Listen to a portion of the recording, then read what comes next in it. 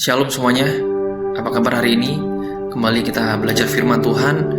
Saat ini kita mau belajar mengenai Lazarus. Kita buka di dalam Yohanes 11 ayat 43 dan 44. Dan sesudah berkata demikian, berserulah ia dengan suara keras, Lazarus, marilah keluar. Orang yang telah mati itu datang keluar. Kaki dan tangannya masih terikat dengan kain kafan dan mukanya tertutup dengan kain peluh. Kata Yesus kepada mereka, bukalah kain-kain itu dan biarkan ia pergi. Wah, dahsyat. Saudara, ketika saya membaca ayat ini, ada pesan profetik yang sangat kuat, bahwa hari-hari ini masih banyak generasi-generasi seperti Lazarus, saudara.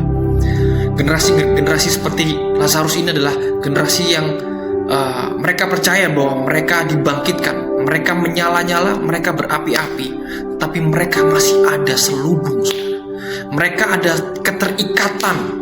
Nah, tidak heran saudara, banyak orang percaya, banyak orang Kristen yang sudah melayani, bahkan kehidupannya di dalam area pelayanan masih terikat, saudara.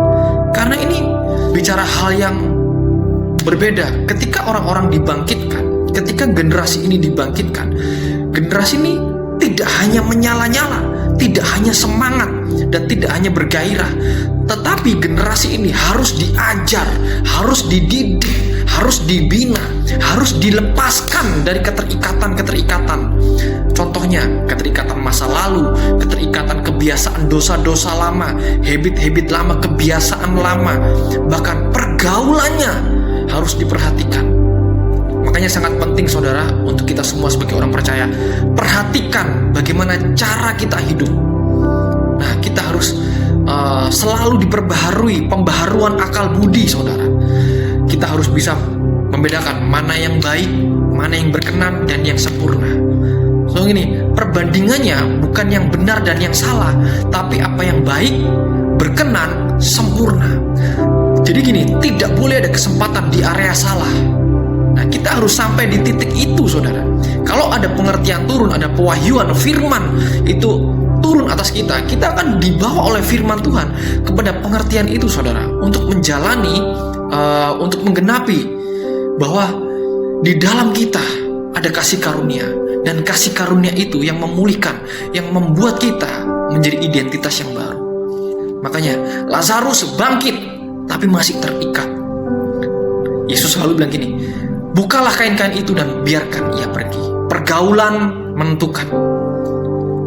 Perhatikan, selain cara hidup kita, yaitu harus dibangun, memiliki mesbah, dan yang terpenting juga adalah support system, yaitu lingkunganmu, di mana kamu berada, di mana kamu bertumbuh, di mana kamu bergaul, di mana kamu tertanam, dimanapun saudara, dimanapun.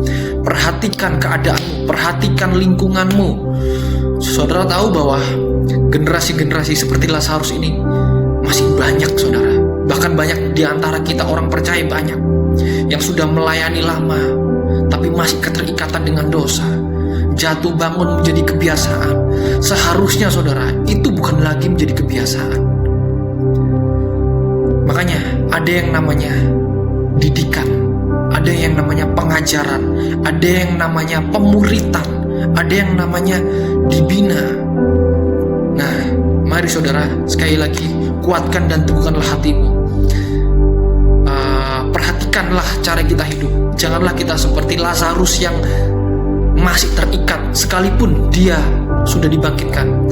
Tetapi baiklah kita menjadi Lazarus yang dibangkitkan dan yang terlepas keikatannya, saudara. Amin, saudara. Mari maju terus, pandang mata kita kepada Tuhan Yesus. Sendengkanlah telinga kita kepada firman Tuhan.